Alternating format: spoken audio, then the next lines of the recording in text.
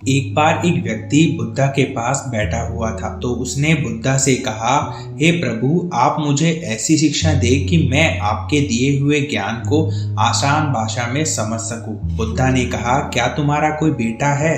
व्यक्ति ने बोला, हाँ है। बुद्धा ने पूछा, तुम्हारे भाई का कोई बेटा है? व्यक्ति ने बोला, हाँ है। बुद्धा ने फिर पूछा, तुम्हारे पड़ोसी का कोई बेटा है? व्यक्ति ने बोला, हाँ है। बुद्धा ने कहा, अगर तुम्हारे बेटे की मृत्यु हो जाए तो तुम्हें कितना दुख होगा?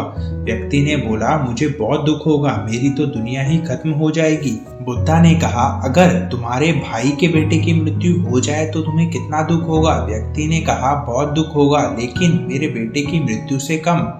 बुद्धा ने कहा, अगर तुम्हारे पड़ोसी के बेटे की मृत्यु हो जाए तो तुम्हें कितना दुख होगा? व्यक्ति ने कहा, मुझे दुख नहीं होगा।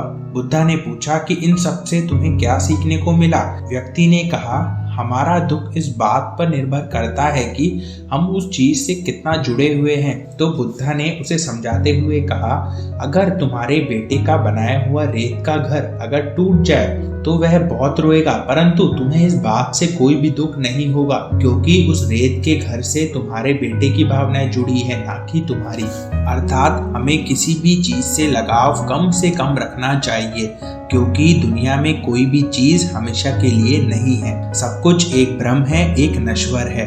अगर आप जितना ज्यादा ज्ञान को अर्जित करेंगे तो उतनी ही ज्यादा आपको बुद्धि और विवेक प्राप्त होगा। मतलब बुद्धा हमें इस कहानी से ये सिखाना चाहते हैं कि अगर हमें किसी भी चीज या कोई भी व्यक्ति से ज्यादा लगाव होगा तो हम उसके जाने का दुख सहन नहीं कर पाएंगे। इसलिए बुद्धा कहते हैं कि कोई भी चीज या व्यक्ति हो, उनसे हमें ज्यादा लगाव नहीं होना चाहिए, क्योंकि इस संसार में जो भी आया है वो एक दिन जाना ही है। कोई भी चीज स्थायी रूप से स्थित नहीं है, चाहे फिर वो कोई व्यक्ति हो या कोई भी वस्तु।